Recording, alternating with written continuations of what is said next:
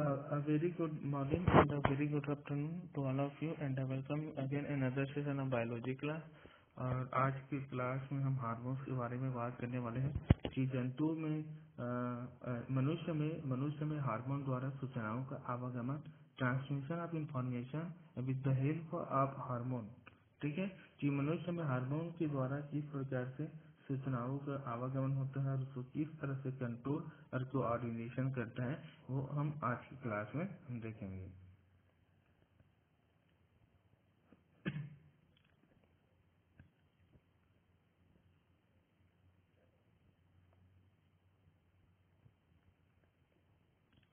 तो हार्मोन्स के बारे में बात करने से पहले मैं थोड़ा सा 1 मिनट में ये बता देता हूँ कि मनुष्यों में हार्मोनल कंट्रोल एंड कोऑर्डिनेशन जो पाया जाता है तो ये हार्मोन्स के द्वारा होता है। ठीक है, तो ये हार्मोन्स जो होता है वो शरीर में जो ग्रंथियों में बनता है। ठीक है, कौन से ग्रंथियों में? एंडोक्राइन ग्लैंड्स में पाया जाता है। और ये जो ग्रंथियां एंडोक्राइन जो ग्रंथि जो होते हैं, ठीक है, ये 3 प्रकार के पाए जाते हैं। एक होता है एक्सोक्राइन और सेकंड होता है एंडोक्राइन और थर्ड वाला होता है वो मिश्रित ग्रंथियां कहा जाता है। ठीक है, तो हम जो पढ़ने वाले हैं वो होता है एंडोक्राइन ग्लैंड। ठीक है, अंतःस्रावी ग्रंथि मतलब नलिका विहीन कहा जाता है। ठीक है, ये जो हार्मोन्स होता है वो रुधिर के द्वारा ये क्या होते हैं, पहुंचता है। ठीक है, तो हार्मोन्स एक अंतःस्रावी ग्रंथियों के द्वारा स्रावित होने वाले एक ऑर्गेनिक सब्सटेंस होता है जो ब्लड के माध्यम से शरीर के विभिन्न भागों में ये पहुंचता है और जो विशिष्ट अंग होते हैं उस अंगों को ये क्या करते हैं, प्रभावित करते हैं। तो ऐसे अंगों को टारगेट आर्गन कहा जाता है। ठीक है, टारगेट आर्गन लक्ष्य अंग कहा जाता है। और हार्मोन जो होता है वो ग्रीक शब्द से बना है जिसका मतलब होता है टू एक्साइट, उत्तेजित करने वाला पदार्थ होता है। और इसका सबसे पहली बार ज्ञान 1835 में जॉन्स मुलर को प्राप्त हुआ था और स्टर्लिंग ने हार्मोन शब्द का प्रयोग किया था। ठीक है, वही यूनानी भाषा में जो हार्मोन्स का मतलब जो होता है वो गति प्रदान करना होता है। ठीक है, गति प्रदान करने वाले एक रासायनिक होता है। और हार्मोन्स एक्चुअली एक प्रकार से प्रोटीन होता है ना यार ना, प्रोटीन युक्त एक पदार्थ होते हैं। ठीक है,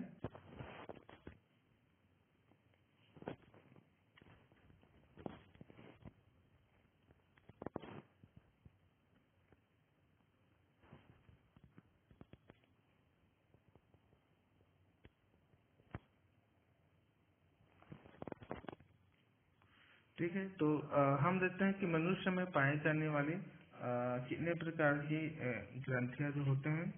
ठीक है, तो यहाँ पर एंडोक्राइन ग्लैंड्स और मिक्स ग्लैंड्स और अन्य जो होते हैं, तो यहाँ पे जो हार्मोन्स जो है, ठीक है, मनुष्य में एंडोक्राइन के द्वारा ये पाई जाती है।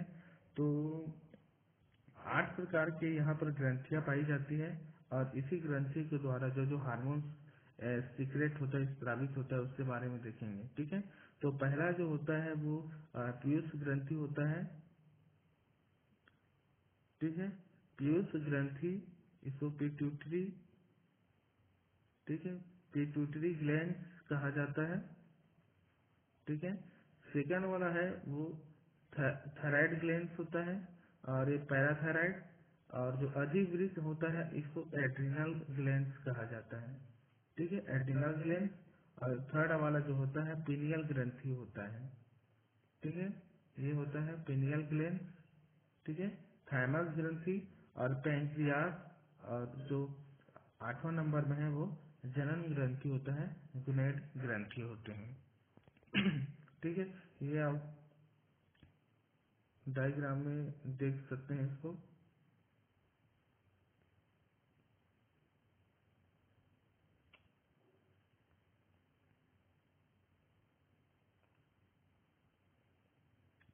कहाँ कहाँ पे हार्मोन्स पाए जाते हैं, कहाँ पे आप देख सकते हैं यहाँ पर मेल और फीमेल दोनों का यहाँ पर डायग्राम बना हुआ है। ठीक है। यहाँ पर देख सकते हैं ये जो पहला वाला जो है ये पिनियल ग्रंथि होता है। सॉरी, मिस्टेक हो गया। पीयूष ग्रंथि। ठीक है, पीयूष ग्रंथि है यहाँ पर। ठीक है, हम ऊपर से नीचे की ओर आएंगे। ठीक है, तो पहला में एक्चुअली पिनियल ग्रंथि ऊपर ब्रेन की जब ऊपर वाले में पाया जाता है, जो सेरिबेलम के ऊपर वाले पार्ट में। और जो पीयूष ग्रंथि जो होता है, हमने ब्रेन के बारे में पढ़ रहे थे, तो पश्च से मस्तिष्क वाले पार्ट पे पाए जाते हैं पीयूष ग्रंथि। ठीक है। और जो ये अवाटू ग्रंथि जो दिख रहा है, इसको थायराइड ग्रंथि कहा जाता है। ठीक है, थायराइड ग्रंथि। और ये पैराथायराइड ग्रंथि जो परावटु होता है, परावटु मतलब पैराथायराइड ग्रंथि कहते हैं। यहाँ पर भी देख सकते हैं फीमेल वाले में पार्ट में। ठीक है। और यहाँ पर थाइमस ग्रंथि होता है मेल में। यहाँ पर जैसा दोनों फेफड़ों के बीच में होता है, यहाँ पर भी आप देख सकते हैं फीमेल में भी। ठीक है। और यहाँ पर जो किडनी होता है वहाँ पर एड्रिनल ग्लैंड है। और साथ में यहाँ पे पेंक्रियास ग्रंथि है। ठीक है। तो लगभग लगभग पूरा जो 7 जो ग्रंथि होते हैं वो लगभग सेम सेम होते हैं। ठीक है। लास्ट में जो एक ग्रंथि और होता है जिसको हम बोल रहे थे जनन ग्रंथि बोल रहे थे। ठीक है। तो जनन जो ग्रंथि होते हैं वो दो होते हैं जनन ग्रंथि। एक होते हैं वृषण और सेकंड जो होता है वो होता है अंडाशय। ठीक है। तो पहला वाला हुआ टेस्टिस और सेकंड वाला जो हुआ वो हुआ ओवरी। ठीक है।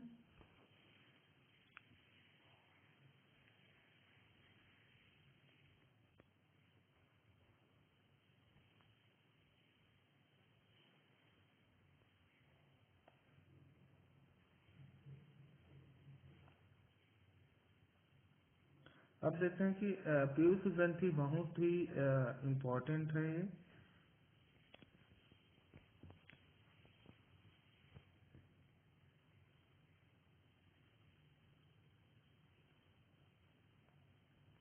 बहुत ज्यादा इम्पोर्टेंट है ये हमारे लिए।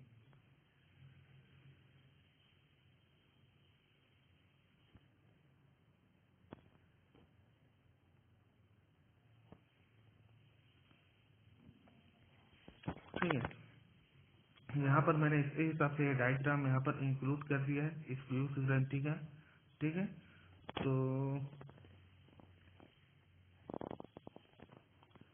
इससे पहले थोड़ा सा एक चीज और है कि पीयूष ग्रंथि जो है उसके बारे में थोड़ा सा, क्योंकि बहुत इम्पोर्टेंट ग्रंथि है ये। ठीक है। तो ये आप ब्रेन का डायग्राम देख रहे हैं, ये ब्रेन है। ठीक है। और आपको याद होगा कि हम जब ब्रेन वाले पार्ट में पढ़ रहे थे तो वहाँ पर बताया था कि जो ये पश्च जो मस्तिष्क होते हैं वो इस वाले पार्ट पे वहाँ पर क्या करते हैं, ये पीयूष ग्रंथि पाए जाते हैं। ठीक है। हाइपोथैलेमस के जैसे नीचे वाले पार्ट में 2 लोब्स में पाए जाते हैं। ठीक है। एक तो इंटीरियर लोब्स और एक होता है जो पोस्टीरियर लोब्स होते हैं। ठीक है। तो अब देखते हैं पीयूष ग्रंथि, एक मिनट, पीयूष ग्रंथि के बारे में थोड़ा सा। ठीक है। कि पीयूष ग्रंथि जो होता है ये मनुष्य की सबसे स्मॉलेस्ट ग्लैंड होता है। ठीक है, सबसे छोटी ग्रंथि होता है। ठीक है। और पीयूष ग्रंथि अन्य अंतःस्रावी जो ग्रंथि होते हैं, तो ये मनुष्य में क्या करते हैं, जितने भी हार्मोन्स होते हैं वो ये मनुष्य की जो वृद्धि ग्रोथ होता है, हेल्थ होते हैं और जो लैंगिक जो विकास होते हैं आदि, इस सभी को क्या करते हैं, कंट्रोल करने का काम करता है। ठीक है। इसीलिए पीयूष ग्रंथि को मास्टर ग्रंथि भी कहा जाता है। ठीक है, क्या बोलते हैं, मास्टर ग्रंथि भी कहा जाता है, क्योंकि ये सभी अंतःस्रावी जितने भी हार्मोन्स जो होते हैं उन हार्मोन्स को ये कंट्रोल करने का काम करता है। ठीक है। अब देते हैं पीयूष ग्रंथि पीयूष ग्रंथि के द्वारा स्रावित होने वाले ये कुछ इम्पोर्टेंट हार्मोन्स हैं। ठीक है।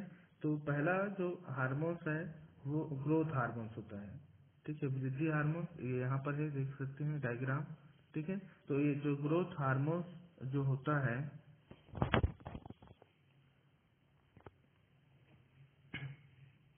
ठीक है, यहाँ पर डायग्राम में देख रहा है कि ग्रोथ जो हार्मोन्स होता है, तो यहाँ पर डायग्राम के हिसाब से जो ग्रोथ हार्मोन्स जो होता है वो बोन्स, मसल्स और जो आर्गन्स होते हैं उनकी क्या करते हैं, मतलब बोल सकते हैं कि शरीर की सामान्य सामान्य वृद्धि करना इनका मेन काम होते हैं। ठीक है। तो यदि मान लीजिए यहाँ पर बोन और मसल्स के बारे में बात कर रहे हैं, तो बच्चों में यदि इसकी हार्मोन की कमी हो गई मान लीजिए, ठीक है, तो इसकी हार्मोन्स की कमी होने से, ठीक, एक मिनट, हम पढ़ रहे थे ग्रोथ हार्मोन। ठीक है। तो जो ग्रोथ हार्मोन जो होता है इनका मेन काम होता है शरीर की सामान्य और संतुलित वृद्धि करने का काम होते हैं। ठीक है। मान लीजिए इनका जो स्त्रावण है, ठीक है, मान लीजिए ये जो ग्रोथ जो हार्मोन्स है वो अल्प स्रावित करता है। ठीक है।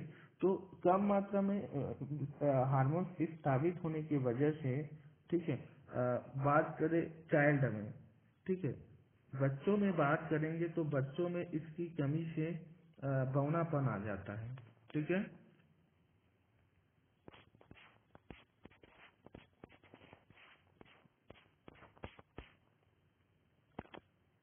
ये आप डायग्राम में देख रहे हैं यहाँ पे। ठीक है। बच्चों में, ठीक है, मैंने क्या बोला कि बच्चों में वृद्धि हार्मोन के अल्प स्रावण से बौनापन हो जाता है। ठीक है। और यही हार्मोन की बात किया जाए एडल्ट में, तो इसमें साइमंड रोग होता है। यूजुअली साइमंड रोग जो होता है वो एक, इनमें जो लक्षण जो होता है, रोगी पतला होता है और वो उम्र से ज्यादा अधिक वयस्क दिखने लगता है, अपनी उम्र से ज्यादा दिखता है। ठीक है। तो ग्रोथ हार्मोन्स में अल्प स्रावण से बच्चों में क्या होता है, ये बौनापन होता है, बौनापन। ठीक है। और यही हार्मोन्स यदि एडल्ट में बात करें, ठीक है, तो एडल्ट में इस हार्मोन के अल्प स्रावण की वजह से, ठीक है, ये पुरुषों में एक रोग होता है जिसे साइमन रोग कहा जाता है। ठीक है। तो मान लीजिए कभी कभी इस हार्मोन्स की अधिकता हो गई। ठीक है, मान लीजिए इस हार्मोन्स की क्या हो गई, अधिकता हो गई। ठीक है। तो इस हार्मोन की अधिकता होने की वजह से एक रोग होता है जिसे एक्रोमेगली कहा जाता है। ठीक है, क्या बोलते हैं, एक्रोमेगली कहा जाता है। ठीक है। और एक्रोमेगली इक्वली जो होता है वो शरीर को एकदम जैसे भीम जो था ना महाभारत में, तो भीम जैसे शरीर के आकार का हो जाता है। ठीक है। और इसमें जो व्यक्ति की जो टांगे और जो हाथ होते हैं वो लंबे लंबे हो जाते हैं। ठीक है। और उनका जो चेहरा होता है वो गोरेला जैसे हो जाता है, जो गोरिल्ला जो दिखता है ना वैसी टाइप के हो जाता है वो। ठीक है। ये एक मिनट, डायग्राम यहाँ पर मैं आपको दिखा रहा हूँ।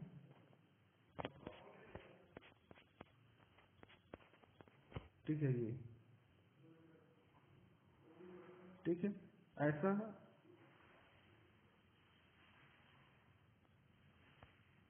ठीक है, ये है, ऐसा बड़ा बड़ा शरीर क्या दिखाई देता है। ठीक है, जैसा हाथ पैर सब चेहरा बड़ा दिख रहा है गोरिल्ला जैसा।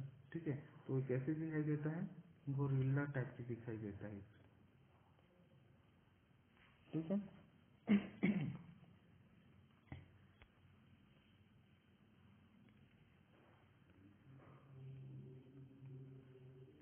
इसके बाद सेकंड वाला जो है वो है थायराइड प्रेरक हार्मोन्स। ठीक है, जिसे TSH कहा जाता है, ये यहाँ पर दिख रहा है। ठीक है। थायराइड, ठीक है, TSH कहा जाता है, थायराइड स्टिमुलेटिंग हार्मोन, थायराइड प्रेरक हार्मोन कहा जाता है। और ये थायराइड ग्रंथि से निकलने वाले हार्मोन्स, यहाँ पर लिखा है थायराइड ग्लैंड, थायराइड हार्मोन्स, ठीक है। तो ये थायराइड ग्रंथि से निकलने वाले हार्मोन्स इस स्रावर को प्रेरित करते हैं, ठीक है। उसके बाद थर्ड वाला जो है वो है एडिनोसाइटिन को ट्रॉफिक हार्मोन, जिसे एसीएच कहा जाता है। ये आप देख सकते हैं एसीटीएच, ठीक है। वो एडिनल कॉर्टेक्स के कॉर्टिसोल हार्मोन्स होते हैं। जो एडिनल ग्रंथि जो वहाँ पर थोड़ा बताऊंगा ना, वहाँ पर ये एसीटीएच हार्मोन्स, ठीक है। तो ये जो एसीटीएच जो हार्मोन्स होता है एडिनल ग्रंथि से ये हार्मोन्स को प्रेरित करता है, ठीक है। और ये ब्लड में एक्चुअली जब ब्लड में ग्लूकोज ग्लूकोज की कमी हो जाती है तो यहाँ पर वो ज्यादा होता है, ठीक है, प्रेरित। क्योंकि आपको याद होगा कि जब मैं WBCS पढ़ा रहा था तो WBCS में एक्चुअली वहाँ पर एक सेल्स पाए जाते हैं जिसे इंटरल्यूकिन कहा जाता है, और WBCS ही है जो मैक्रोफेज सेल्स होते हैं जो किल करने का काम करते हैं, जो भी माइक्रो ऑर्गेनिजम्स वायरस बैक्टीरिया जो होते हैं उसको किल करने का काम करता है WBCS, ठीक है। फोर्थ वाला जो हार्मोन्स होता है वो होता है पुटिका प्रेरक हार्मोन्स कहा जाता है। पुटिका ठीक है, मतलब इसको इंग्लिश में फॉलिकल स्टिमुलेटिंग हार्मोन्स कहते हैं। ये यहाँ पर डायग्राम में देख सकते हैं, ये वाला FSH, ठीक है। तो FSH जो होता है एक्चुअली ये पुरुष और स्त्री इसलिए यहाँ पे दो एरो को चिन्ह है, एक ओवरीज में जा रहा है और एक टेस्टिस में जा रहा है, ठीक है। तो फॉलिकल स्टिमुलेटिंग जो हार्मोन जिससे पुटिका प्रेरक हार्मोन्स होते हैं, ये महिलाओं में या अंडाशय पुटिकाओं के विकास और अंडाशय से निकलने वाले, ठीक है, यहाँ पर दिख रहा है अंडाशय से निकलने वाले जो एस्ट्रोजन और जो प्रोजेस्टेरॉन जो हार्मोन्स होते हैं उसको ये क्या करते हैं, प्रेरित करते हैं ये, ठीक है। और साथ में ये पुरुषों में यहाँ पर दिख रहा है कि टेस्टिस जो वृषण होता है वो टेस्टोस्टेरोन हार्मोन जो होता है वो शुक्राणु निर्माण को क्या करते हैं, ये प्रेरित करने का काम करते हैं, ठीक है। इसके बाद है ल्यूटिनाइजिन हार्मोन, ठीक है। तो ल्यूटिनाइजिन जो हार्मोन्स यहाँ पर दिख रहा है डायग्राम में LH, ठीक है, ल्यूटिनाइजिन हार्मोन्स। तो ल्यूटिनाइजिन हार्मोन से महिलाओं में यह स्रावित होते हैं और ये महिलाओं में एस्ट्रोजन के साथ मिलकर अंडाशय को अंडाणु मुक्त करने के लिए ये काम करते हैं। साथ में ये गर्भाशय को निषेचित अंडा को ग्रहण करने के लिए भी ये प्रेरित करता है ये, ठीक है, ल्यूटिनाइजिन जो हार्मोन्स होता है, ठीक है। और साथ में ये पुरुषों में ये वृषण जो होता है टेस्टिस होता है उसको डेवलप करता है। साथ में टेस्टोस्टेरोन जो हार्मोन्स होता है उसको भी ये इस श्रावण को ये प्रेडिक्ट करते हैं, ठीक है। फिफ्थ वाला जो हार्मोन्स है वो है प्रोलैक्टिन हार्मोन, ठीक है।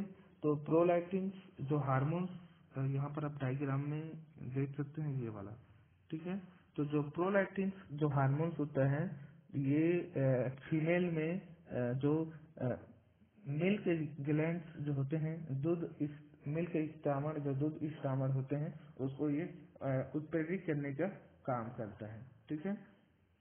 सेवंथ वाले में जो है वो होता है मेलेनोसाइटस प्रेरक हार्मोन्स, ठीक है। तो मेलेनोसाइटस जो प्रेरक जो हार्मोन्स होता है,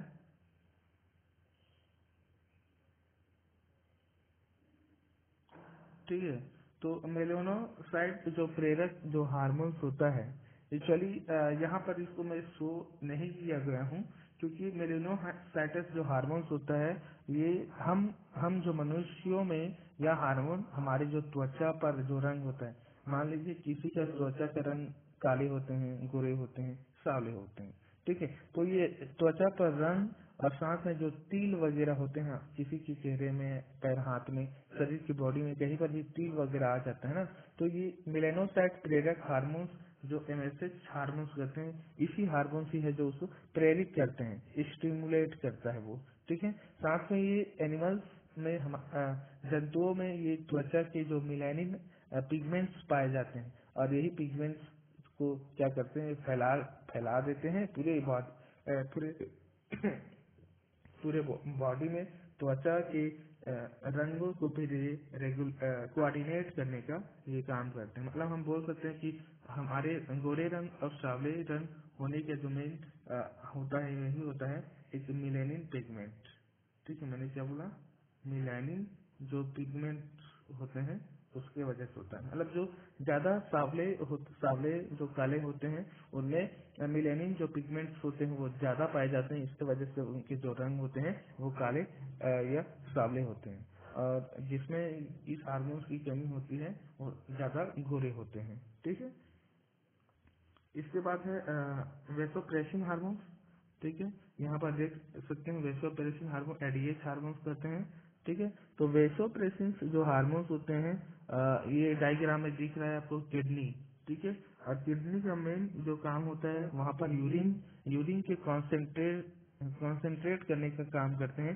साथ में आपको मालूम होगा कि यदि कभी कभी इनमें वेसोप्रेसिन की अल्प विस्रामण हो जाने से जो यूरिन जो होता है उस यूरिन की जो मात्रा होती है और उसकी जो डाइल्यूट बढ़ जाती है, तो बढ़ने की वजह से वहाँ पर क्या होते हैं डायबिटीज एक रोग हो जाता है। ठीक है, क्या होते हैं डायबिटीज। इसके बाद 9th नंबर में जो है वो है ऑक्सीटोसिन हार्मोन। ठीक है, तो ऑक्सीटोसिन जो हार्मोन्स होते हैं ये बहुत इम्पोर्टेंट हार्मोन्स होते हैं। ठीक है, ये डायग्राम में आप देख सकते हैं कि ऑक्सीटोसिन जो हार्मोन्स होते हैं ये मुख्य रूप से फीमेल जो होता है फीमेल्स में। ठीक है,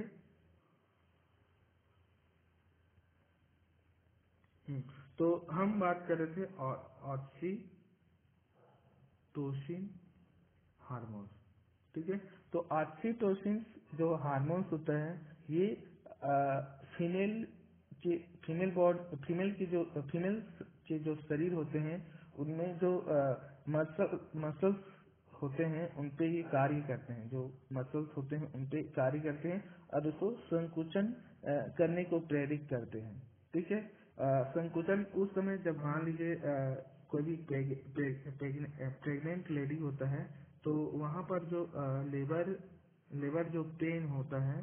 ठीक है, तो वहाँ पर ये मसल्स को संकुचित करने का काम करते हैं। ठीक है, साथ में ये जो हार्मोन्स होते हैं।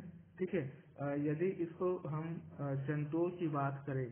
ठीक है, तो जो जानवर जो होते हैं। ठीक है, तो जानवर जो होते हैं जैसे गाय होते हैं जो भैंस वगैरह होते हैं ना। हाँ, ये यहाँ पर। ठीक है, तो जो मैं बात कर रहा था जो गाय वगैरह होते हैं और जो भैंस वगैरह होते हैं। ठीक है, उनमें उनके जो मिल्क होते हैं उस मिल्क को उतारने के लिए देख लीजिए यहाँ पर कैसे मिल्क को यहाँ पर उतार रहे हैं। तो गाय और भैंस में मिल्क को उतारने के लिए इस जो ऑक्सीटोसिन यहाँ पर एक एक्चुअली एक इंजेक्शन होते हैं। ठीक है, यदि उसको इंजेक्ट कर सकते हैं यहाँ पर मैंने इसको रखा ये। ठीक है, तो ये ऑक्सीटोसिन ये जो होता है ये है ऑक्सीटोसिन। ठीक है, इसको जानवरों में इसको इंजेक्ट कर देने से। ठीक है, इंजेक्शन लगा देने से इंजेक्ट करने से जो जो गाय जो भैंस होते हैं उनसे हम ज्यादा मात्रा में गाय से हम मिल्क प्राप्त कर सकते हैं। लेकिन अभी कुछ दिन पहले इसको बैन लगा दिया गया है क्योंकि इससे जानवरों को बहुत शारीरिक रूप से बहुत ज्यादा प्रॉब्लम्स होते थे। ठीक है, हम्म। तो हम बात करते हैं ऑक्सीटोसिन। हम इंसानों की बात किया जाए फीमेल्स में तो ये लेबर पेन के समय जो मसल्स होते हैं उनको संकुचित करने का काम करते हैं। साथ ही फीमेल में मिल्क मिल्क का उत्पादन करते हैं जिससे जो माँ होती है अपने बच्चे को दूध पान मिल्क फीडिंग करते हैं। ठीक है, साथ में इसको एक लव हार्मोन्स भी कहा जाता है। ठीक है, लव हार्मोन्स कहा जाता है, प्रेम हार्मोन्स कहते हैं क्योंकि जो माँ और जो बच्चे होते हैं उनके बीच में और जो लुकिंग केयर बोल सकते हैं। ठीक है, पेयर। ठीक है, तो लुकिंग चेयर्स और जो बच्चों में माँ और बच्चों के बीच में जो एक प्रेम होते हैं, जैसे आप लोग हिंदी हिंदी हिंदी के सब्जेक्ट में पढ़ते हैं वात्सल्य रस, है ना। तो वात्सल्य रस में क्या होते हैं, जो बच्चे और प्रेम के बीच में जो प्रेम होते हैं माँ और बच्चे के बीच में, उनके इस फीलिंग को यहाँ प्रेम हार्मोन कहा जाता है। ठीक है।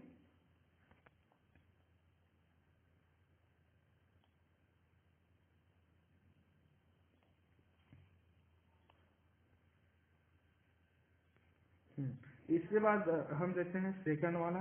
सेकंड वाला जो होता है उससे कहा जाता है थायराइड हार्मोन।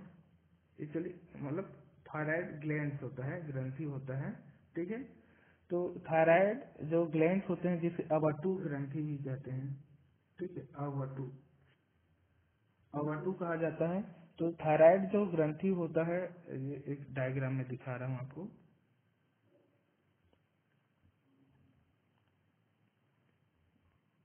थायराइड ग्रंथि, ये ठीक है। तो ये है थायराइड ग्रंथि। ठीक है, दिखा है डायग्राम में। तो थायराइड जो ग्रंथि होता है, ये श्वसन नली के दोनों ओर, देखिए ये है श्वसन नली है, ट्रैकिया, इसको ट्रैकिया कहते हैं। ठीक है, ट्रैकिया है, श्वसन नली है, और इस श्वसन नली के दोनों साइड में है, एक साइड और ये दो साइड। ठीक है। तो ये श्वसन नली के दोनों ओर स्थित होती है, और जो दो पालियों में बनी होती है, दो लोब्स होते हैं, ये देखिए टू लोब्स, ठीक है, बनी होती है।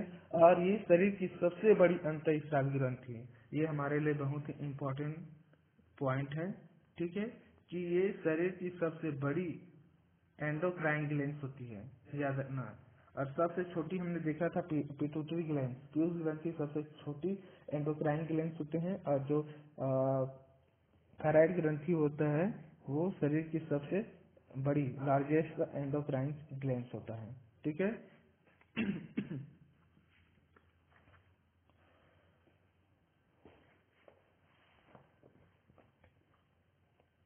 तो थायराइड जो ग्रंथि हम बोल रहे हैं, तो थायराइड ग्रंथि से एक्चुअली एक हार्मोन स्रावित होता है।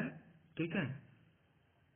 थायराइड ग्रंथि से एक हार्मोन स्रावित होता है, जिसे थायरॉक्सिन हार्मोन कहा जाता है।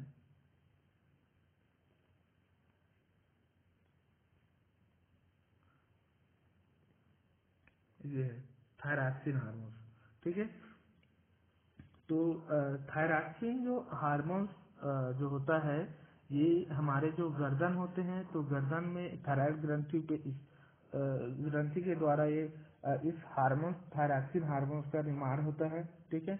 और हम जानते हैं कि यह हमारे शरीर में ये ऑक्सीकरण की क्रिया को बढ़ा देता है। ठीक है। ऑक्सीकरण की जो क्रिया होती है, उस ऑक्सीकरण की क्रिया को ये बढ़ाते हैं। तो बढ़ाने से क्या होता है, मान लीजिए कभी कभी ऑक्सीकरण कभी कभी नीचे भी चला जाता है। ठीक है। तो ये हार्मोन्स की कमी होने की वजह से कभी कभी व्यक्ति जो होते हैं वो मोटे टाइप के हो जाते हैं, सुस्त हो जाते हैं, और कभी कभी तो इस हार्मोन्स अधिक मात्रा में होने से व्यक्ति दुबला पतला भी हो जाता है। ठीक है। और इस थायराइड की वजह से जो हमारे जो पल्स होते हैं वो बहुत तेज हो जाते हैं।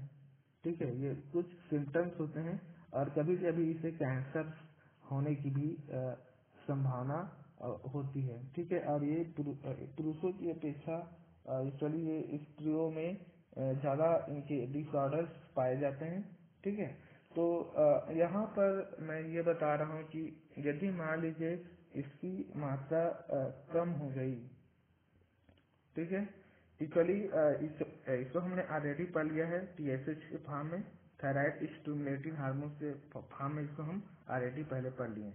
तो यदि कम मात्रा में हुआ, ठीक है, तो कम मात्रा में होने पे एक डिसीज होता है जिसे कहा जाता है क्रिएटिनिज्म कहा जाता है। ठीक है, एक डायग्राम है इसका, मैं शो करता हूँ। क्रिएटिनिज्म, क्रिएटिनिज्म,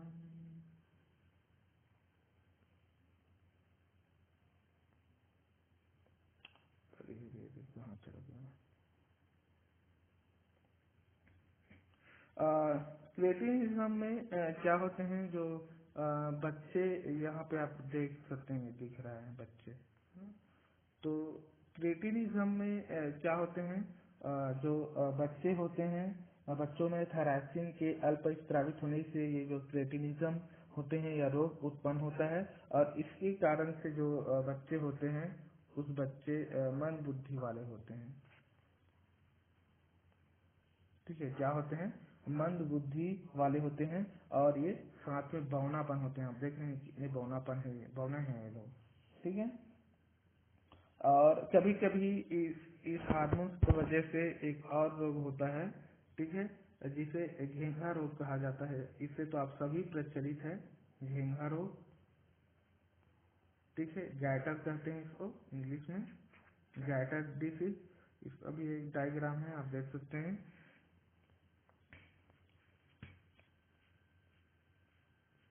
ठीक है, ये वाला ज्यादा आपको क्लियर होगा इसमें। ठीक है, तो यहाँ पर देख रहे हैं कि नॉर्मल थायराइड ग्रंथि है, और जब गैटर होता है, देखिए श्वास नली ट्रेकिया वाले पार्ट में, तो ज्यादा ही इनका जमाव हो जाता है, क्योंकि थायराक्सिन जो होते हैं एक प्रकार से आयोडीन युक्त एक अमाइनो एसिड होते हैं। मैंने बोला आयोडीन, इसी आपको मालूम होगा कि आयोडीन खाने के लिए बोलते हैं ना, आयोडीन नमक, मतलब नमक आयोडीन युक्त होना चाहिए। तो थायराक्सिन जो होता है एक प्रकार से आयोडीन युक्त अमीनो एसिड से होता है ना। तो जिनका उसका जो उसका जो मुख्य जो कार्य होता है, वो बुद्धि को कंट्रोल करता है, और शरीर के विकास में ये पार्टिसिपेट करता है। ठीक है, तो आयोडीन की कमी होने की वजह से जो यहाँ पर जो ट्रेकिया में जहाँ थायराइड जो होता है, उस आयोडीन की कमी होने की वजह से इस थायराक्सिन हार्मोन ज्यादा स्रावित करते हैं, बहुत ज्यादा। तो बाद में वो ज्यादा स्रावित होने की वजह से इनमें जो ग्रहण करने की जो क्षमता होती है वो कम हो जाती है, और यहाँ पर श्वास नली के ऊपर वाले पार्ट में ये ज्यादा ही वहाँ पर जम जाता है। ठीक है, तो तो जब इसमें क्या होता है, जिससे गैटर ये गला सूज जाता है इससे ना।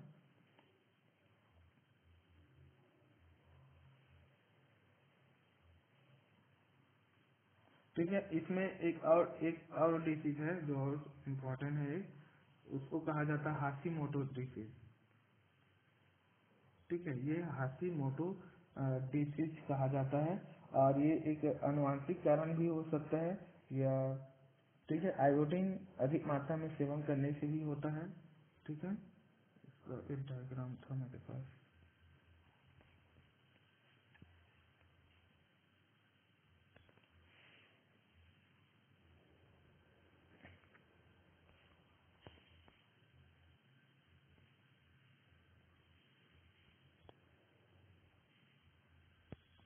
एक ही डायग्राम है ये, यहाँ पर अगर आप क्लियर कर सकते हैं,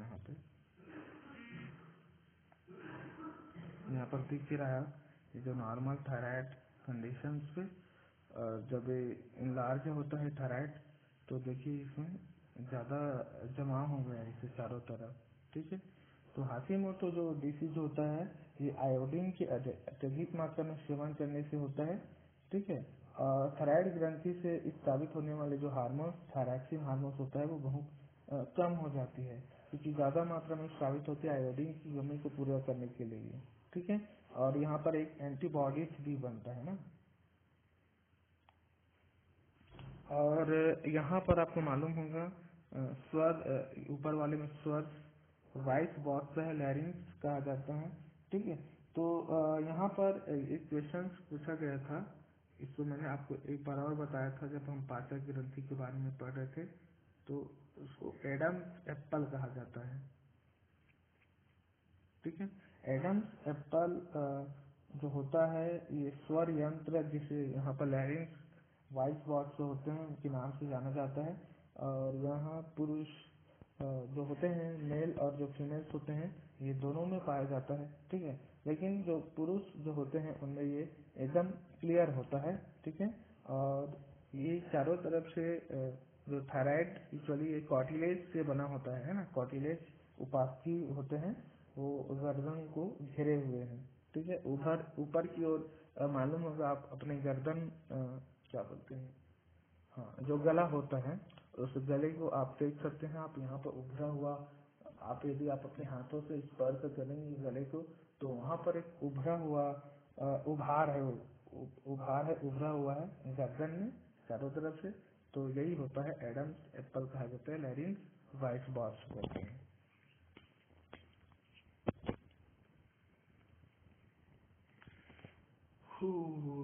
इसके बाद है परावटु ग्रंथि। ठीक है, परावटु जो ग्रंथि होते हैं, एक्चुअली इसको शॉर्ट फॉर्म में पीटीएच कहा जाता है, पैराथायराइड हार्मोन। ठीक है, क्या बोलते हैं,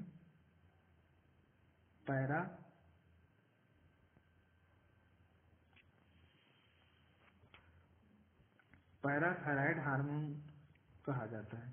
ठीक है, तो पैराथायराइड जो हार्मोन्स होते हैं,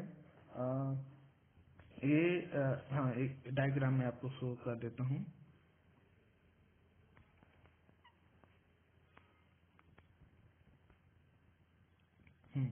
ये अब डायग्राम में दिख रहा है परावटु ग्रंथि।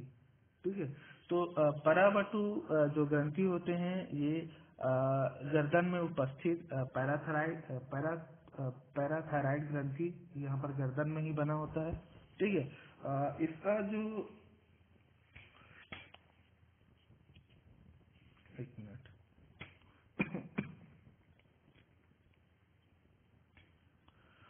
हम्म, तो मैं बात कर रहा था पैराथायराइड ग्रंथि।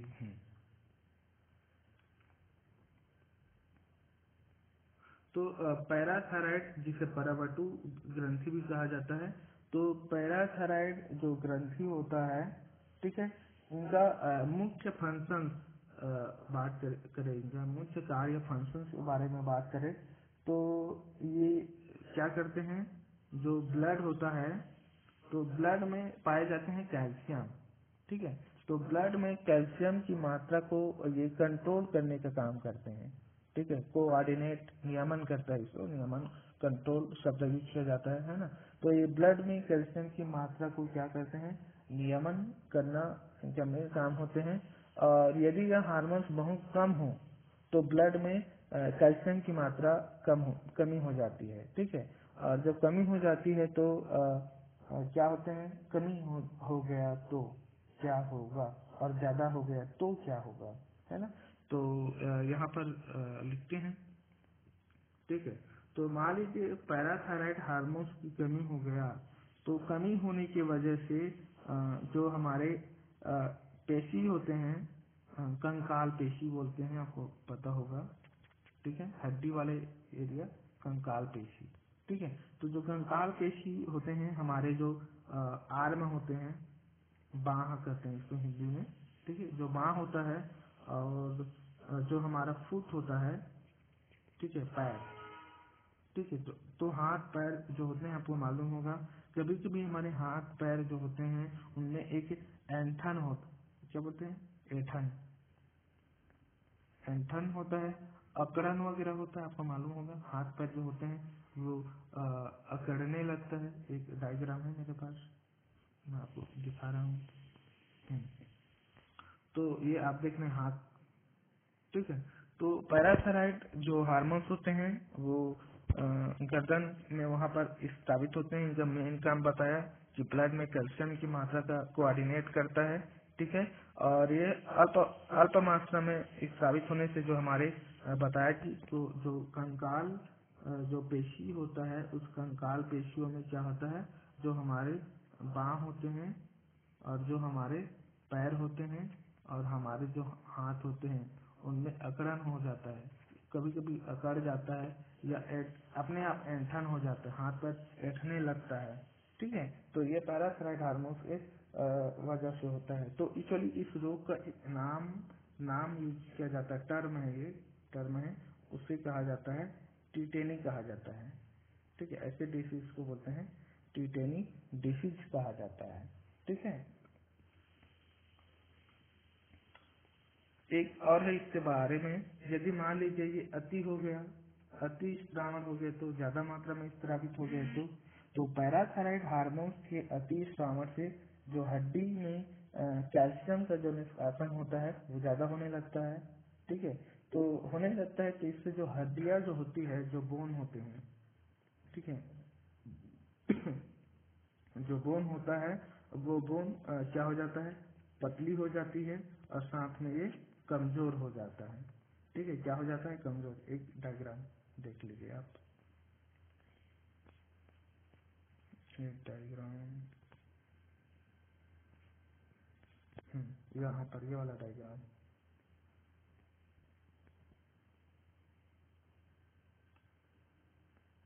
ये देख सकते हैं। तो यहाँ पर दिख रहा है हड्डियां पतली हो गई है, अब कमजोर हो गए हैं। देखिए ये नॉर्मल बोन है और ये ऑस्टियोपोरोसिस। देखिए यहाँ पर ज्यादा मात्रा में तो डेंसिटी ज्यादा है यहाँ पर, लेकिन धीरे धीरे इनमें देखिए कमी हो गई। तो ऐसे डिसीज को इस डिसीज का जो नाम है ये ऑस्टियोपोरोसिस कहा जाता है। ठीक है, ऑस्टियोपोरोसिस, इसको मैं यहाँ पर लिख देता हूँ। ठीक है, ये है ऑस्टियोपोरोसिस।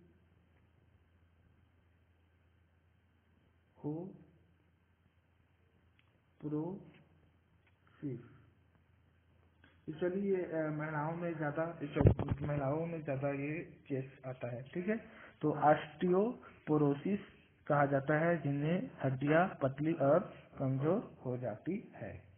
ठीक है,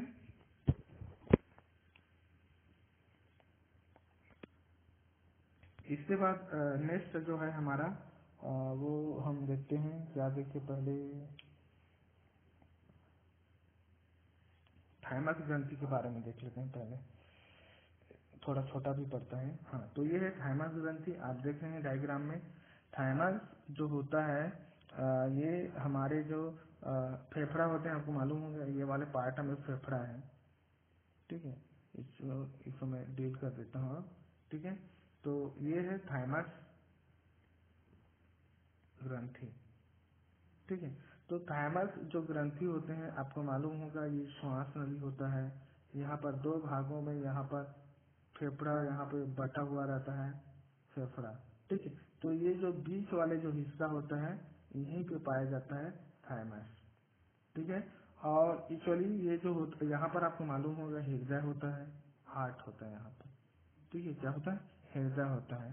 ठीक है, तो ये इस हृदय के ये वाला जो पार्ट होते हैं यहाँ पर पाए जाते हैं थाइमस ग्रंथि। ठीक है, तो थाइमस जो ग्रंथि होता है, ठीक है, एक्चुअली इसके बारे में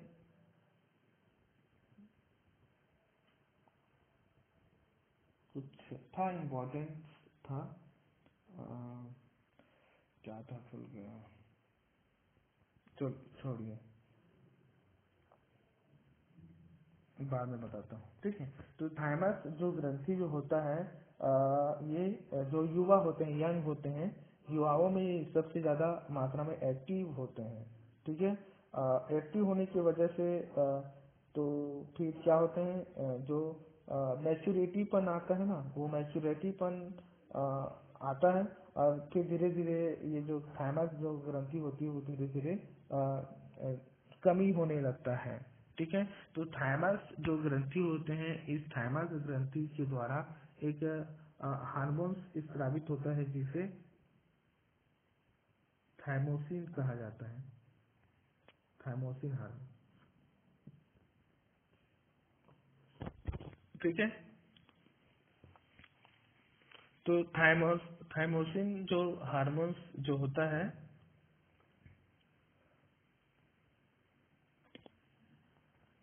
बताया कि जो थाइमस ग्रंथि के द्वारा थाइमोसिस हार्मोन्स का स्रावित होते हैं। तो आपको मालूम होगा कि जब हम ब्लड के बारे में पढ़ रहे थे, है ना, तो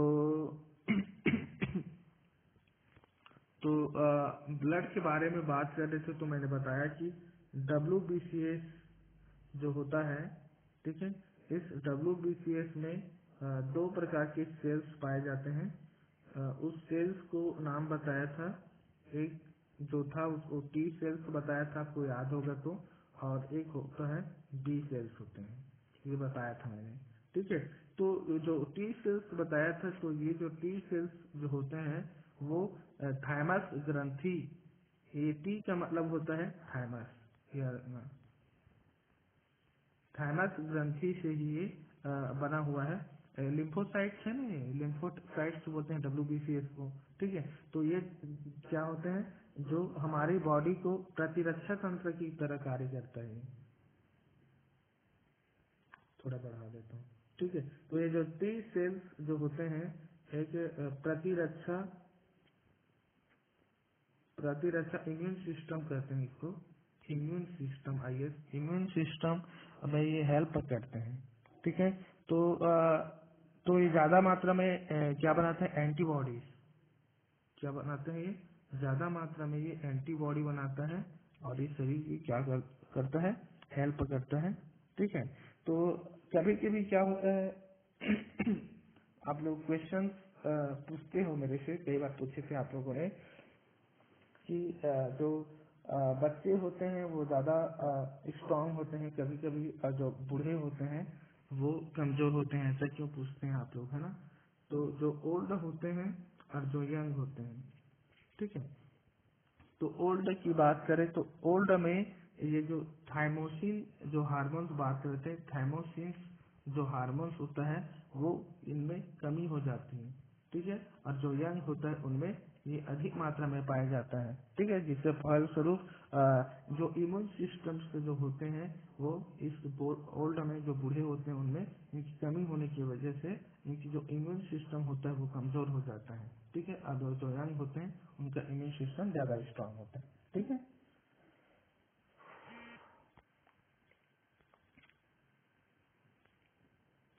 हम्म। इसके बाद हमारा नेक्स्ट जो है वो हम देखते हैं, क्या देखे, एक छूट गया जी, ये वाले को देख लेते हैं पहला, पिनियल ग्रंथि को। ठीक है। तो फिर इसके बाद हम नीचे की ओर चलेंगे। तो पिनियल ग्रंथि के बारे में थोड़ा सा देख लेते हैं। ये हाइपोथैलेमस भी है ना, ये हाइपोथैलेमस भी छूट गया है। ठीक है। तो पिनियल ग्रंथि जस्ट 1 मिनट में खत्म हो जाएगा, उसको देख लेते हैं। ठीक है। तो हम बात कर रहे हैं पिनियल। ठीक है। तो पिनियल जो ग्रंथि होते हैं, इस ग्रंथि को तीसरी आंख कहा जाता है। मैंने आपको 9 क्लास में पढ़ाते समय बताया था कि इसको क्या हमारी तीसरी आंख है हमारे में। हाँ। तो ये जो पिनियल जो ग्रंथि होता है, इसको इस ग्रंथि को तीसरी आंख का अवशेष माना जाता है। मैंने ये आपको बताया था। ठीक है। तो इस पिनियल ग्रंथि जो होता है इसको तीसरी आंख कहते हैं। यहाँ पर एक्चुअली 3 हार्मोन स्रावित होता है, लेकिन हम नहीं पढ़ेंगे 3 हार्मोन के बारे में। एक हार्मोन है जो हमारे लिए बहुत ज्यादा इम्पोर्टेंट है। ठीक है। और उस हार्मोन को कहा जाता है मेलाटोनिन हार्मोन। ठीक है। तो मेलाटोनिन जो हार्मोन्स होते हैं, इनका मेन जो काम होते हैं, ये मेलानिन के सिंथेसिस पे स्किन पिगमेंट के रूप में ये इम्पोर्टेंस है ये। ठीक है। और इस हार्मोन्स की वजह से जो हमारे जो बायोलॉजिकल क्लॉक होता है, याद होगा आपको, ये मैंने ऑलरेडी एक बार बताया था। ठीक है। बायोलॉजिकल क्लॉक होता है। ठीक है। तो बायोलॉजिकल क्लॉक मतलब जो जैविक घड़ी होते हैं कि किस समय सोना है और जागना है, वो बनाए रखता है यही मेलाटोनिन जो हार्मोन्स होते हैं। ठीक है। और इसको पीयूष ग्रंथि के द्वारा स्रावित होते हैं। मैंने आपको ऑलरेडी इसको और बताया था वहां पर, जहाँ पे कौन से वाले पार्ट पे बताया था मैंने, यहाँ पर बताया था। देखिए ये वाले जो पार्ट है MSH बताया था। हाँ। एक्चुअली मैंने यहाँ पर MSH, हाँ ये वाला MSH। ठीक है।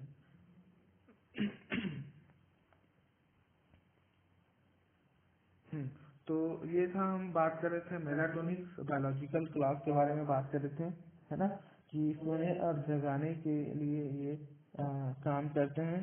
तो मेलाटोनिन हार्मोन्स होता है जो पिनियल ग्रंथि से स्रावित होता है।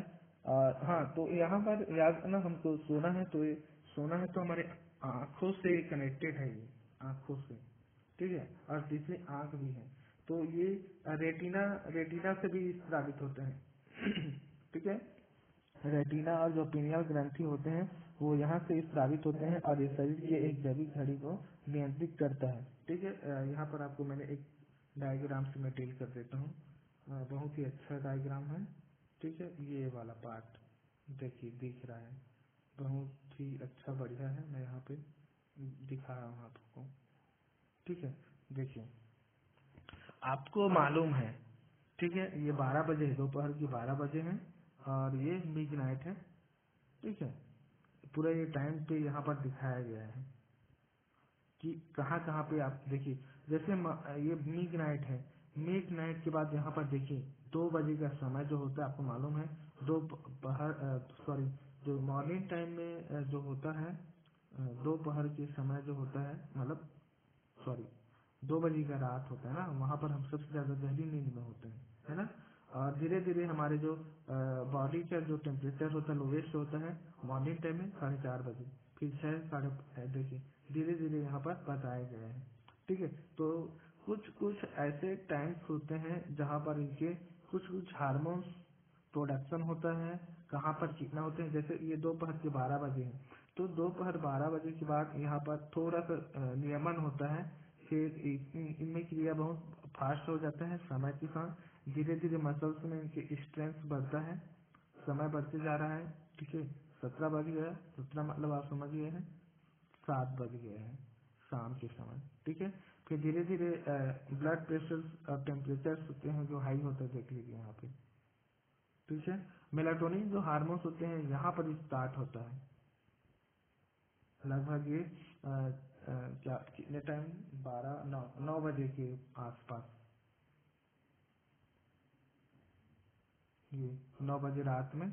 फिर धीरे धीरे इनमें सप्रेस होता है, मिडनाइट हो गया, डिप्रेस हो गया लोएस्ट बॉडी, और यहाँ पर जो ब्लड प्रेशर जो हुआ यहाँ पर, ठीक है, एकदम शार्प राइज होता है यहाँ पर मॉर्निंग टाइम में। तो मेलाटोनिन जो हार्मोन्स होते हैं वो सुबह 7:30 बजे ये कम होता है, ठीक है।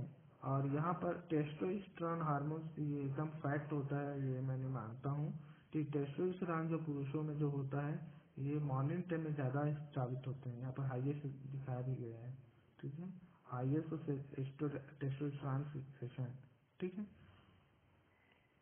तो इस तरह से जो बायोलॉजिकल क्लॉक होता है ये हार्मोन पार्टिसिपेट करता है, ठीक है। तो लगभग लगभग हमारा जो ग्रंथि हो गया है वो पूरा हो गया है, ठीक है। 2 ग्रंथि और बच गया है, उसको भी देख लेते हैं। तो हमारा जो नेक्स्ट जो ग्रंथि होता है, ठीक है, वो है अग्नाशय ग्रंथि।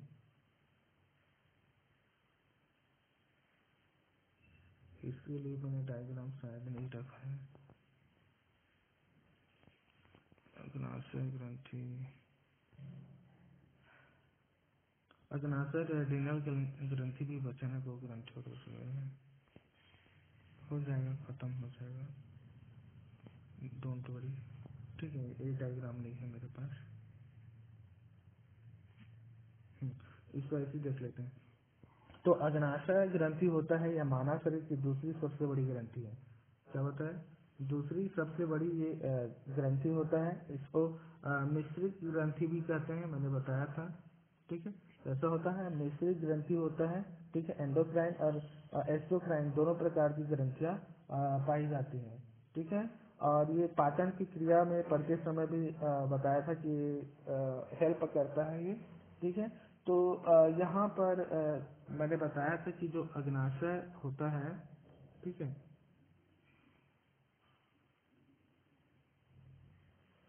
जो अग्नाशय जो ग्रंथि होते हैं यहाँ पे 3 प्रकार की ग्रंथि सॉरी सेल्स पाए जाते हैं, ठीक है।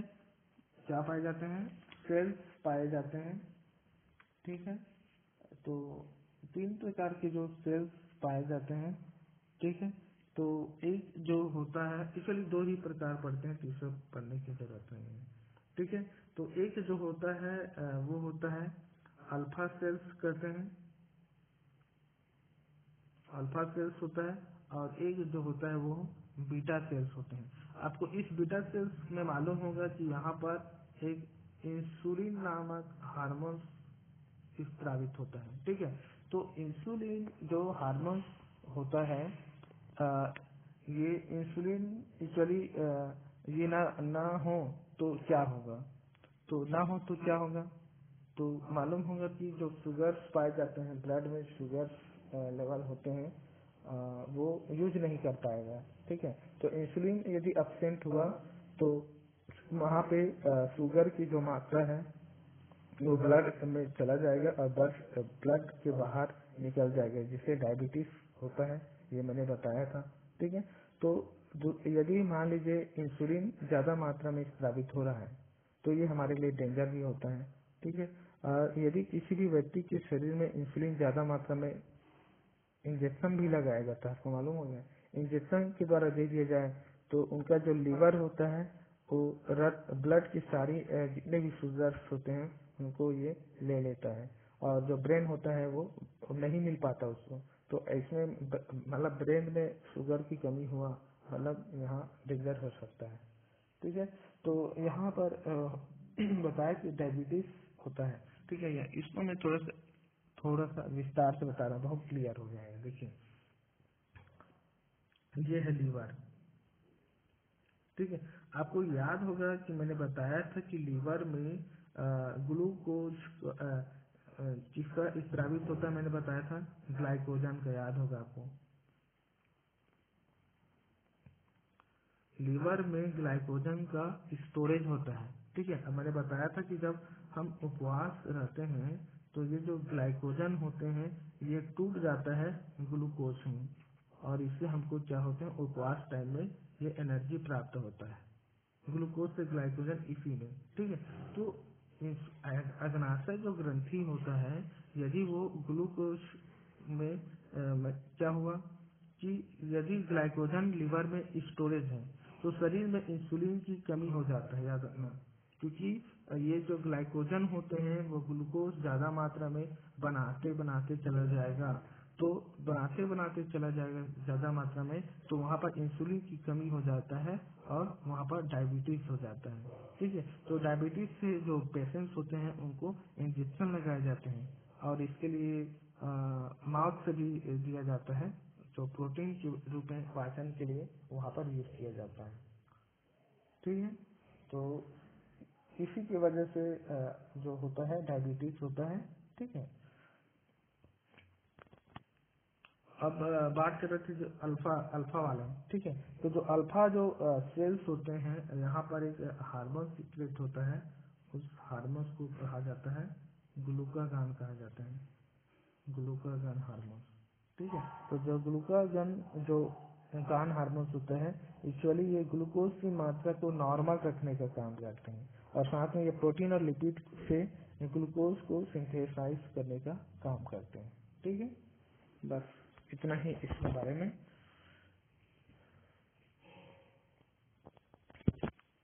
अब दो हार्मोन से उसको भी जल्दी कर लेते हैं। ठीक है, कौन सा हार्मोन बच गया, एड्रिनल हार्मोन।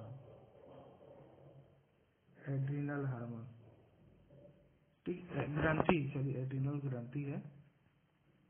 ठीक है, तो एड्रिनल जो ग्रंथि जो होता है,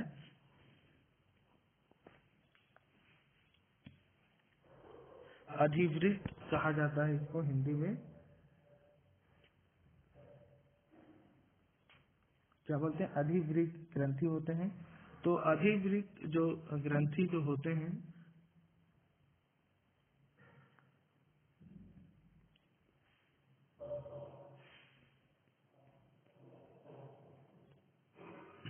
देखिए ये डायग्राम दिख रहा है। ठीक है, एड्रिनल जो ग्रंथि होते हैं ये किडनी है, दिख रहा है किडनी। ठीक है, तो ये जो एड्रिनल जो अधिवृक्क ग्रंथि कहा जाता है। ठीक है, तो ये ग्रंथि दोनों किडनी के ऊपर में पाए जाते हैं, दिख रहे हैं, किडनी के ऊपरी सिरों पर स्थित होते हैं, और जिनका रंग होते हैं, देखिए पीला दिखाई दे रहा है, और आकार में एक पिरामिड की जैसे रचना पाए जाते हैं। ठीक है, और ये मानव शरीर में हार्मोन संबंधित होता है ये, ठीक है। तो यहाँ पर हार्मोन्स जो होता है वो एड्रीनलिन हार्मोन्स, आपको याद होगा, बताया था मैंने, एड्रीनलिन हार्मोन्स। एक मिनट इसको मिटाने का।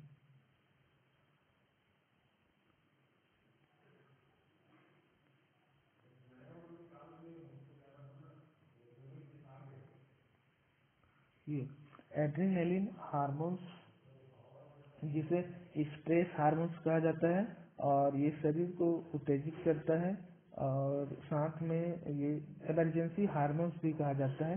ये थोड़ा सा पाचन को धीमा कर देता है और जो अवेयरनेस को बढ़ा देता है।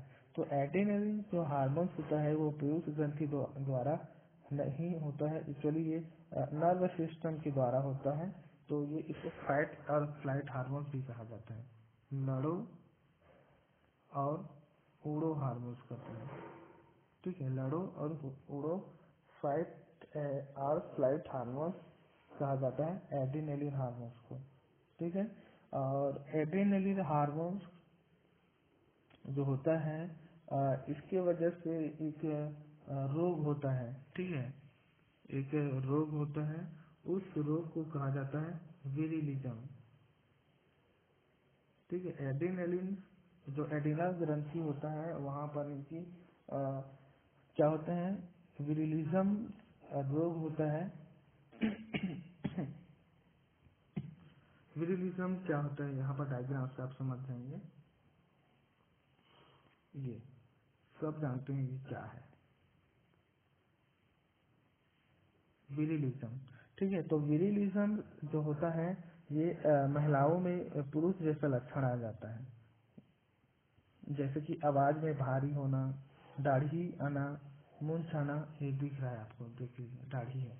तो महिलाओं में इस विरिलिज्म एक्चुअली जो होता है तो महिलाओं में इनका जो मेन जो प्रभाव होता है एंड्रोजन जो होता है, एंड्रोजन्स के प्रभाव की वजह से होता है। क्योंकि एंड्रोजन्स जो होते हैं वो एक प्रकार के हार्मोन्स होते हैं, वो आगे मैं बताऊंगा। ठीक है, तो एड्रिनल ग्लैंड से ये अटैच रहता है, जिसके वजह से जो महिलाएं होती हैं उनमें दाढ़ी मूंछ आ जाता है। तो ऐसे को विरिलिज्म कहते हैं।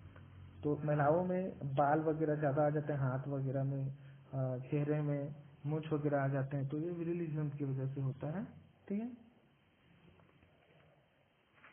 अब लास्ट हमारा बच गया, बस 5 मिनट, ज्यादा बोर मत होइए। ठीक है, लास्ट टॉपिक है ये। तो लास्ट जो है हमारा वो है जनन ग्रंथि कहते हैं। ठीक है, और इस जनन ग्रंथि से एक डायग्राम है लास्ट।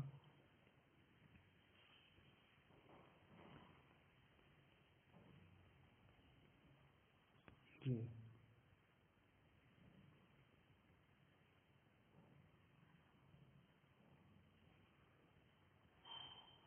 ठीक है। तो जो जनन जो ग्रंथि होते हैं एक्चुअली पुरुषों की बात किया जाए, ठीक है, तो पुरुषों में ये वृषण होता है। ठीक है, और महिलाओं में एक्चुअली ये होता है अंडाशय। ये दिखाई दे रहा है अंडाशय, ओवी। ठीक है, आप यहाँ पर देख सकते हैं। तो जो जनन जो ग्रंथि होती है ये वृषण होता है, और ये होता है अंडाशय। ठीक है, तो जनन जो ग्रंथि होता है,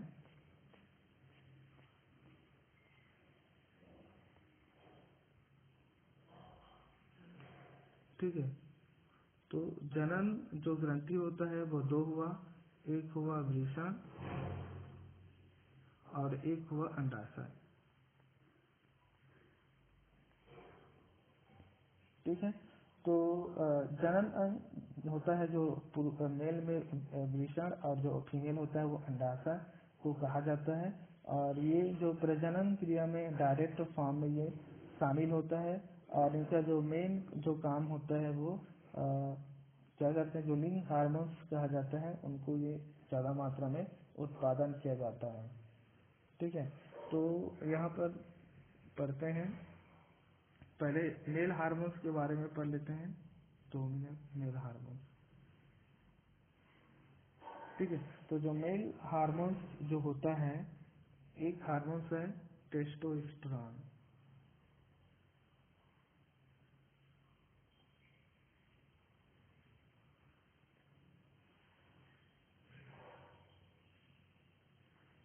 ठीक है। तो टेस्टो जो स्ट्रॉन होते हैं ये मेल हार्मोन्स होते हैं, ठीक है, मेल डेवलप हार्मोन्स इसको कहा जाता है, ठीक है। तो इसके वजह से जो पुरुषों में अ, जो वृषण होते हैं जो डेवलप करते हैं और पुरुषों जैसा लक्षण इनमें आता है, दाढ़ी मूंछ का आना पुरुषों में, ये इसके वजह से ये होता है, ठीक है। तो टेस्टोस्टेरोन जो हार्मोन्स होते हैं ये एक मेल हार्मोन कहा जाता है, ठीक है। और वही हम फीमेल की बात करें तो जो फीमेल जो हार्मोन्स होते हैं ये यहाँ पर दो प्रकार के हार्मोन्स पाए जाते हैं।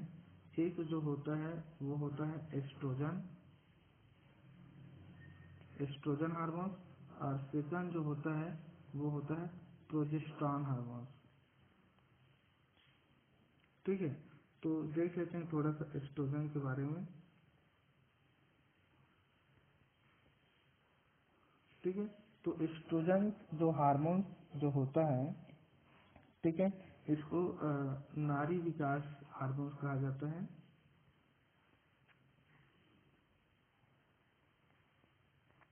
ठीक है। क्या बोलते हैं, नारी विकास हार्मोन्स कहलाता है। ये जो फीमेल्स होता है उनमें जो फीमेल के जो लैंगिक जो फीचर्स होते हैं ये हेल्प करते हैं, और साथ में ये जो फीमेल्स होते हैं उनमें जो ब्रेस्ट होता है, ओविडक्ट, यूट्रस, जो वेजाइना वगैरह होते हैं उनमें ये डेवलप करने का काम करते हैं, और ठीक है, डेवलप करने का काम करते हैं, जिसकी वजह से जो मैं और साथ में इसकी वजह से जो एमसी जो होता है, मेंस्ट्रुअल साइकिल्स जो होते हैं वो इसके वजह से हेल्प करते हैं ये, ठीक है, इस प्रभावित होते हैं ये इनके डेवलप होने की वजह से होता है, ठीक है। सॉरी मिस्टेक, हाँ ठीक है, ठीक है। और नेक्स्ट जो हुआ है वो है प्रोजेस्टेरॉन, ठीक है। तो ये वाला जो है जो मैं पहले से बता दिया ये यहाँ से हटा दिए, ठीक है। तो प्रोजेस्टेरॉन जो हार्मोन्स होते हैं वो फीमेल में एमसी जो होता है मासिक चक्र होते हैं वो उस समय ये जो प्रेगनेंसी के दौरान ये जो हार्मोन्स होते हैं, ठीक है, गर्भावस्था के दौरान ये जो प्रोजेस्टेरॉन जो हार्मोन्स होते हैं ये सबसे ज्यादा प्रमुख काम होता है इनका, गर्भधारण के लिए ये हेल्प करता है ये जो हार्मोन्स होते हैं, ठीक है। क्योंकि गर्भधारण जब करते हैं तो वहाँ पर एक हार्मोन बोल सकते हैं, हार्मोन सीक्रेट होता है, और उस हार्मोन को कहा जाता है HCG कहा जाता है, ठीक है। इस HCG हार्मोन्स की वजह से प्रेजेंट की वजह से ही ये पता चलता है कि कोई भी फीमेल जो होता है वो प्रेग्नेंट है या नहीं है। ये HCG जो होता है हार्मोन्स होता है गोनेडोट्रोपिक हार्मोन्स एक्चुअली इनका नाम किया जाता है। एक्चुअली इसमें फ्रूक्टोज जो होता है, फ्रूक्टोज की जो मात्रा होती है, फ्रूक्टोज मतलब यही है फ्रूक्टोज, ठीक है। इस फ्रूक्टोज की जो मात्रा होती है वो ज्यादा होती है इस हार्मोन्स में, ये पुरुषों के द्वारा फीमेल्स में जाते हैं, ठीक है, ठीक है। तो इस तरह से ये हार्मोन्स वाला टॉपिक क्लियर हो गया है। और यदि कुछ भी डाउट हो तो फिर तो आप पूछ सकते हैं, व्हाट्सएप कर सकते हैं, ठीक है। थैंक्स।